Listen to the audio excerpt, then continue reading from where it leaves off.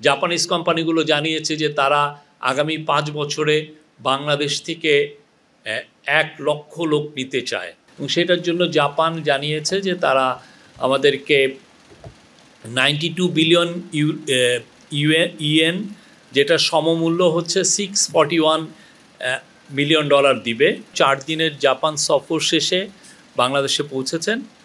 আমরা জাপান সফরের উপরে যতগুলো মিটিং হয়েছে, যেগুলো ইম্পর্টেন্ট আউটকাম ছিল, সবগুলো আপনাদেরকে জানিয়েছি।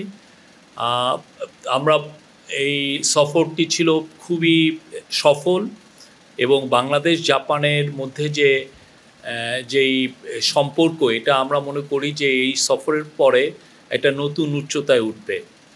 এই সফরে 3টা বিশেষ আউটকাম ছিল। একটা হচ্ছে যে অবশ্যই আমাদের সাথে জাপানের যে বায়োল্যাটারাল যে রিলেশনশিপ, সেটা আরও গভীরতর, সেটা আরও স্ট্রঙ্গার হলো, এবং এর ফলে আপনারা দেখেছেন যে জাপান যেই বায়োল্যাটারাল টক্সের পরে যে আমরা যে 6টা MOU সাইন হয়েছে, তার মধ্যে কয়েকটা ছিল খুবই অন্যতম। একটা হচ্ছে যে তারা আমাদেরকে ডেভেলপমেন্ট পলিসি লোন, যেটাকে বাজেট সাপোর্ট বলে, তারা $418 মিলিয়ন আমাদেরকে দিবে জানিয়েছে। এটার এই সংক্রান্ত নোট এক্সচেঞ্জ হয়েছে। তারপরে জয়দেবপুর ঈশ্বরদী ডুয়াল গেজ লাইনটা আমাদের খুবই ইম্পর্টেন্ট, বিশেষ করে বাংলাদেশের রাজধানীর সাথে আমাদের পশ্চিমাঞ্চলের সাথে, পশ্চিম এবং উত্তরের সাথে একটা মানে নিবিড় কমিউনিকেশনের যোগাযোগের জন্য এটা খুবই ইম্পর্টেন্ট একটা লাইন। সেটাকে ডুয়াল গেজ ডাবল ট্র্যাক করা হচ্ছে, এবং সেটার জন্য জাপান জানিয়েছে যে তারা আমাদেরকে 92 বিলিয়ন ইয়েন, যেটা সমমূল্য হচ্ছে $641 মিলিয়ন দিবে, এবং ওরা আরও $4.2 মিলিয়ন আমাদেরকে দিচ্ছে বিভিন্ন স্কলারশিপে এবং হিউম্যান রিসোর্সের ডেভেলপমেন্টের জন্য।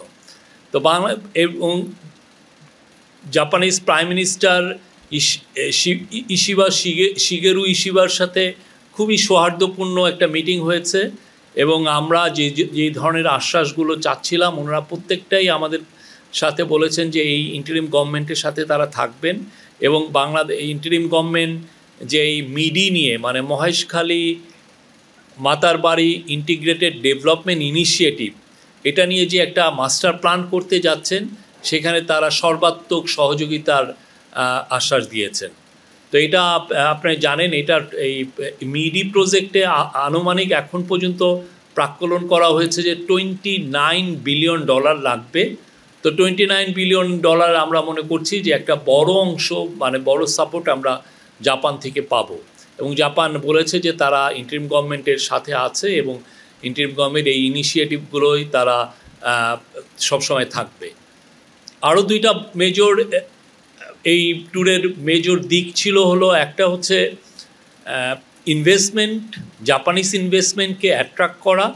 আপনারা জানেন প্রফেসর ইউনুস বারবার বলছেন যে বাংলাদেশকে একটা ম্যানুফ্যাকচারিং হাব হিসেবে ওনার স্বপ্নটা বাংলাদেশকে একটা ম্যানুফ্যাকচারিং হাব হিসেবে ট্রান্সফর্ম করা। তো এই স্বপ্নর জন্য যেটা লাগবে, আমাদের প্রচুর ফরেন ডাইরেক্ট ইনভেস্টমেন্ট লাগবে। জাপানিজরা জানেন পুরো পৃথিবীতে তারা এখন ইনভেস্ট করছে। তারা আগে যেটা ছিল, তারা নতুন একটা পলিসি নিয়েছে, সেটা হচ্ছে চায়না +1। আগে ওদের অনেক ইনভেস্টমেন্ট চায়নামুখী ছিল, এখন চায়নার বাইরে যেয়েও অন্যান্য দেশে তারা ইনভেস্ট করছে। তো আমাদের চিফ অ্যাডভাইজার জাপানের যে মেন ইনভেস্টমেন্ট এজেন্সি জেট্রোর চিফের সাথে মিটিং করেছেন, এবং প্রথমে ওই দিনে উনি জেট্রো চিফের সাথে মিটিং করার পরে সিলেক্ট কিছু বড় বিজনেসম্যান, যারা মানে যেমন সুমিটোমো, মারুবিনি, জেরা, এই কোম্পানিগুলোর সাথে আলাদা উনি আর একটা স্মল গ্যাদারিংয়ে মিটিং করেছেন। পরে একটা বড় একটা মিটিং করেছেন, সেখানে সব ইনভেস্টররাই ছিলেন, পুরো হাউসটা প্যাক ছিল। সেখানে উনি আহ্বান করেছেন জাপানিজদেরকে যে ইনভেস্ট করার জন্য, এবং উনি খুবই, আমরা বলবো যে আমরা খুবই ভালো পজিটিভ রেসপন্স পেয়েছি। আপনারা যেমন আমাদের চায়না ট্যুরের পরে দেখেছেন যে কিভাবে চাইনিজ ইনভেস্টররা বাংলাদেশে এসছে। আমরা আশা করছি এই জাপান ট্যুরের পরে অনেক বড় বড় জাপানিজ ইনভেস্টর বাংলাদেশে আসবেন, এবং তাদেরকে সর্বাত্মক সহযোগিতা করা হবে বাংলাদেশে ইনভেস্টমেন্ট করার জন্য। আর তৃতীয় যেটা খুবই ইম্পর্টেন্ট দিক, সেটা হচ্ছে যে জাপানের যে ম্যান পাওয়ারের যে মার্কেট, সেটা আমরা মনে করছি যে এই সফরের পরে এটা নতুন দুয়ার আমাদের জন্য খুলল। এটার জন্য কিছু এগ্রিমেন্ট হয়েছে এবং আমরা আশা করছি, এবং জাপানিজ কোম্পানিগুলো যারা আমাদের সাথে সেই একটা এই সংক্রান্ত একটা সেমিনার হয়েছে, সেখানে জাপানিজ কোম্পানিগুলো জানিয়েছে যে তারা আগামী 5 বছরে বাংলাদেশ থেকে 1 লক্ষ লোক নিতে চায়। এটা ওরা এক্সপ্রেস করেছে। আমাদের এখন এই চ্যালেঞ্জটা আসলে আমরা তাদেরকে পাঠাতে পারবো কিনা, এবং সেই লক্ষ্যে প্রফেসর ইউনূস অলরেডি একটা টাস্ক ফোর্স গঠন করেছেন। একটা সমন্বিত উদ্যোগ আমরা নিলে 1 লক্ষ কেন, হয়তো আমরা এর চেয়ে বেশিও পাঠাতে পারবো। এরকম একটা কাজ নেপাল করেছে। নেপাল করার ফলে এখন 1.5 লক্ষ নেপালি জাপানে আছে। সেখানে বাংলাদেশে ওই জাপানে আছে ম্যাক্সিমাম, কেউ বলেন 32,000, কেউ বলেন ম্যাক্সিমাম 40,000। এর বেশি জাপানে বাংলাদেশি কোনো ওয়ার্কার বা বাংলাদেশি যারা ওইখানে পড়ালেখা করছেন, এদের সংখ্যা 40,000-এর উপরে হবে না।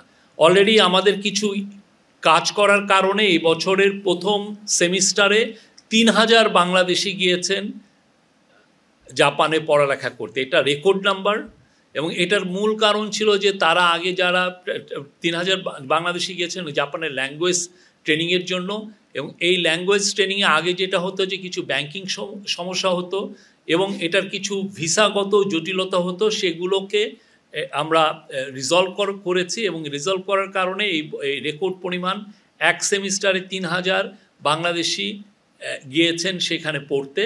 এবং আমরা আশা করছি আগামী আরও 2-3টা যে সেমিস্টার আছে, সেখানে আরও অধিক সংখ্যক বাংলাদেশি যাবেন। এবং এটা বাংলাদেশি যে অ্যাম্বাসেডর উনি বলেছেন এটা অ্যাটলিস্ট 10,000 হবে। বাট আমাদের ইচ্ছা এই আগামী 5 বছর 1 লক্ষ বাংলাদেশিকে পাঠানো, এবং সেই অনুযায়ী কাজ হচ্ছে। ওই সংক্রান্ত যে সেমিনারে প্রফেসর ইউনূস বক্তব্য রেখেছেন, আমরা আপনাদের সেই বক্তব্যটা শেয়ার করেছি, এবং ওইখানে ইভেন যারা বড় করে তাদের সাথে উনি আলাপও করেছেন, 1-to-1 আলাপ করেছেন। এবং আমরা আশা করছি যে জাপানে বাংলাদেশের যে আগে যে ইমেজ ক্রাইসিস ছিল সেটা থাকবে না, প্রচুর বাংলাদেশি যেতে পারবে।